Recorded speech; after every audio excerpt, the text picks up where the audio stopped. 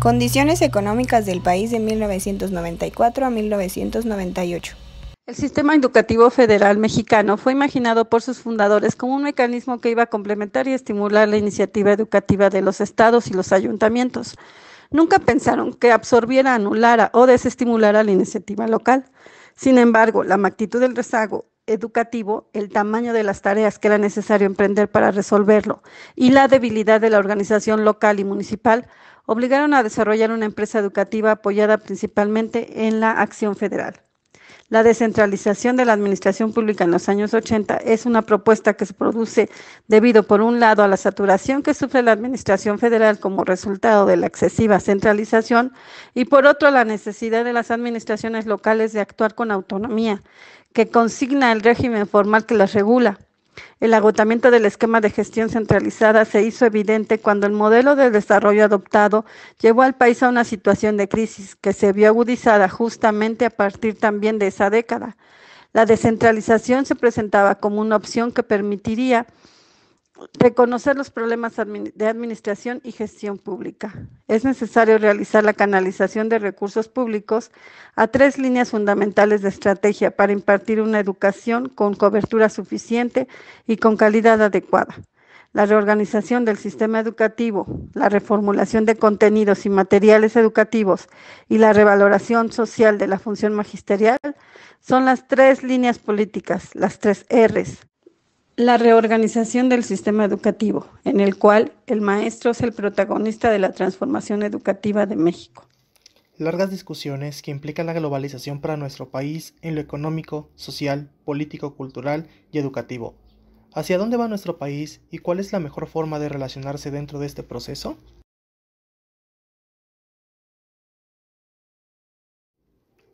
Plan de estabilización 1994-1995 después de la devaluación. Desde finales de la década de los 70, cuando se dio una abrupta devaluación del peso mexicano, quedó claramente establecido el agotamiento del modelo proteccionista que había venido utilizando este gobierno. Los gobiernos de José López Portillo, Miguel de la Madrid, Carlos Salinas de Gortari y Ernesto Zedillo, todos pertenecientes al mismo partido político PRI, que estuvo en el poder desde 1929, dirigieron a México hacia una apertura comercial de alguna manera indiscriminada que llevó al país a caer en varias crisis económicas, 1976, 1982 y 1994. Causas y consecuencias de la devaluación de 1998 en México. La crisis económica de México de 1994 fue una crisis iniciada en México de repercusiones mundiales. Fue provocada por la falta de reservas internacionales, causando la devaluación del peso mexicano durante los primeros días de la presidencia de Ernesto Zedillo. El entonces presidente de los Estados Unidos, Bill Clinton, solicitó al Congreso de su país la autorización de una línea de crédito por $20,000 millones para el gobierno mexicano, a efectos que le permitieran garantizar a sus acreedores el cumplimiento cabal de sus compromisos financieros denominado en dólares. La crisis trajo como consecuencia el surgimiento de sobrebeneficios en el corto plazo en el área de inversión. Esto provocó una atracción mayor a la real, trayendo grandes ataques especulativos que conllevaron a tener un peso sobrevaluado. A su vez, esto desincentivó la inversión directa, provocando una caída en las exportaciones directas e indirectas. Por otra parte, una de las causas de la crisis económica fue provocada por la morosidad en carteras de créditos vencidos que los deudores no estuvieron en capacidad de pagar. Para estabilizar el sistema financiero, se creó una estrategia en apoyo al sistema bancario y se realizaron reformas para permitir una mayor participación extranjera en los bancos nacionales, y se implementó un esquema de reestructuración de cartera por medio de unidades de inversión, que sus siglas son UDI. A partir de 1990, la apreciación cambiaria se vio reforzada por el ingreso de capitales, que ayudó a mejorar el desempeño económico de los años subsecuentes, evadiendo las restricciones del bajo ahorro interno, y posibilitó el manejo flexible de las políticas monetarias y fiscales. Compensó el déficit externo y elevó las reservas internacionales. Sin embargo, en diciembre de 1994 se presenta nuevamente un periodo de crisis económica, generado de manera significativa por la caída del ahorro doméstico, que en 1988 equivalía al 22% del PIB y que para 1994 era menos del 16%. Asimismo, mientras que en 1995 la deuda externa neta era mayor que las exportaciones, 10%, en 1996 representaba 90% de ellas, en 1997 y 1998 70%, y continuando en esta tendencia decreciente, para el tercer trimestre del 2004 equivalía a menos de la mitad de ellas, 40%. Posteriormente, en 1996 y 1997, la deuda pública neta experimenta una reducción importante debido a una reducción de la deuda externa y durante algunos años más, esta última continúa reduciéndose, pero a cambio de un aumento de la deuda interna.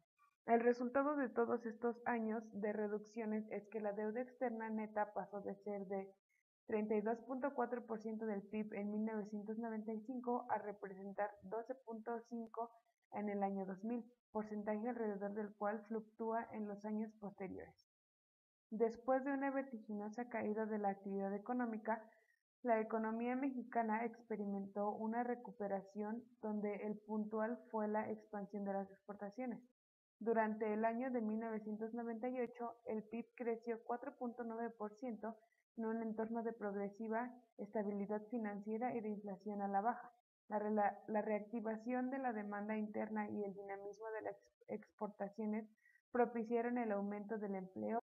Ahora hablaremos de los acreedores internacionales y el proyecto nacional durante 1994 a 1998. Durante el gobierno de Ernesto Zedillo se anunciaron cambios inmediatamente. Entre estos cambios estuvo el cambio al nivel primaria y secundaria a nivel básico y obligatorio, alfabetización, conocimientos de aritmética elemental y aptitudes de comunicación y para resolver problemas, dijo. Consideró la educación como un factor estratégico de desarrollo. El programa de desarrollo educativo tuvo nuevos propósitos fundamentales: la equidad, la calidad y la pertinencia de la educación. El programa de desarrollo educativo elaborado bajo la dirección de Miguel Limón desarrolló principios que sustentan las políticas a seguir, apartada en 3 partes: la educación básica, la de adultos y la media superior y superior. Uno de los esfuerzos más notables a partir de la firma del Acuerdo Nacional para la Modernización de la Educación Básica fue la disminución de los niveles de deserción y reprobación escolar. El Programa Nacional para la Actualización Permanente de los Maestros de la Educación Básica en Servicio fue una respuesta a la inquietud y anhelo de superación del magisterio. Con el apoyo que recibían de los 314 centros establecidos para este fin, 190,000 educadores se inscribieron a 7 cursos diferentes de actualización. ¿Qué es el desarrollo tecnológico? Es una mejora en la forma como se utilizan los factores productivos en la producción de bienes y servicios. Así, el desarrollo tecnológico es un avance en la eficiencia técnica con la que los recursos son usados en la producción. Es decir, permite producir una mayor cantidad de bienes y servicios con los mismos recursos o seguir produciendo lo mismo con menores factores. Ahora bien, el desarrollo tecnológico es también conocido como las herramientas primordiales para adoptar tecnología, como lo son maquinaria, que se refiere a todos los equipos que hacen procesos en forma automática, el talento humano, que es la formación técnica que prepara al trabajador para que realice procesos completos y precisos en tiempos establecidos, y también las materias primas, que consiste en buscar materias primas con las cuales los consumidores estén conformes, sean la novedad del mercado encontrado de innovación y desarrollo. También es importante mencionar la competitividad. Ser competitivo es poder entrar a disputar un puesto en el mercado, contar con una clientela y luego tener la capacidad de mantenerse. También podemos decir que es una variable dinámica que se puede medir a partir de diferentes indicadores, como lo son costos de producción, de personal, de ventas, entre otras cosas más. También podemos decir que es establecer el grado de competitividad de una empresa, implica entrar a compararla para mantener o determinar hasta dónde puede realmente ingresar a competir una empresa. En los años 1980, la empresa Probiomed, que había iniciado su trayectoria produciendo sulfamidas, da un giro hacia la biotecnología.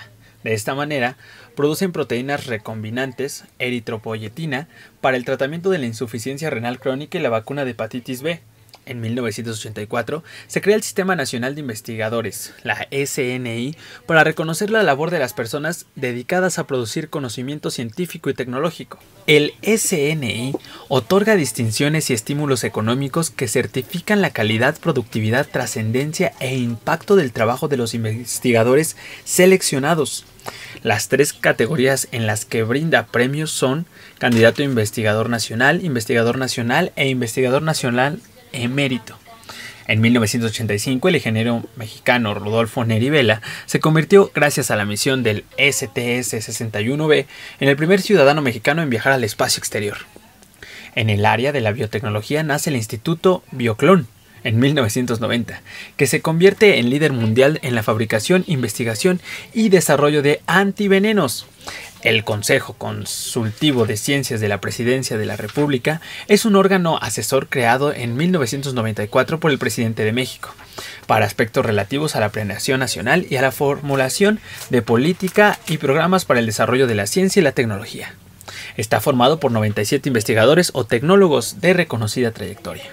En 1995, el químico mexicano Mario Molina compartió el Premio Nobel de Química con Paul Crutzen y Sherwood Rowland, que le fue otorgado por su trabajo de química atmosférica, en particular en lo relativo a la formación y descomposición del ozono. Molina, egresado de la UNAM, fue el primer mexicano en recibir el Premio Nobel en una disciplina científica.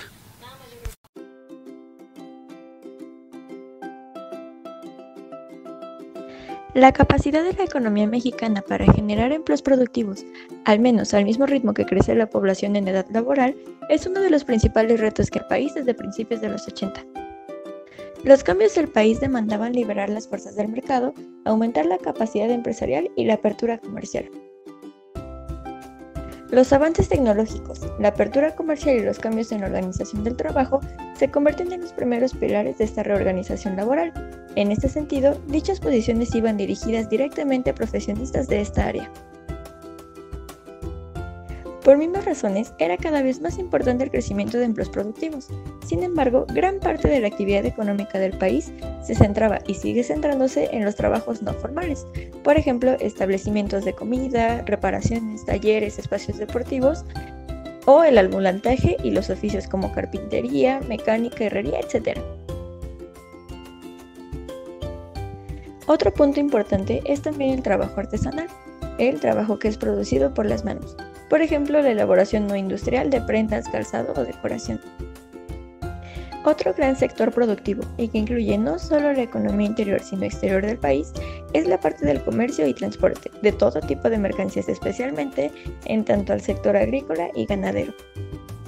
También se diferencia el modo de trabajo en las zonas conurbadas que en las zonas no urbanizadas. Por ejemplo, en los estados de costa o de atracción turística existen también otras fuentes de empleo, formales y no formales, que aportan a este sector, como la hotelería, gastronomía, pesca, etc. En tanto a la movilidad, cada paso depende de un trabajador, y así en diferentes actividades. Y como dato final, es importante saber que para el año 2000, 38 millones de mexicanas y mexicanos se encontraban trabajando. Uno de los hechos más significativos es que en el año 2000, 4.3 millones de personas ganaban más de 5 salarios mínimos, y que 10 años más tarde esta cifra se redujo a 3.8 millones de personas.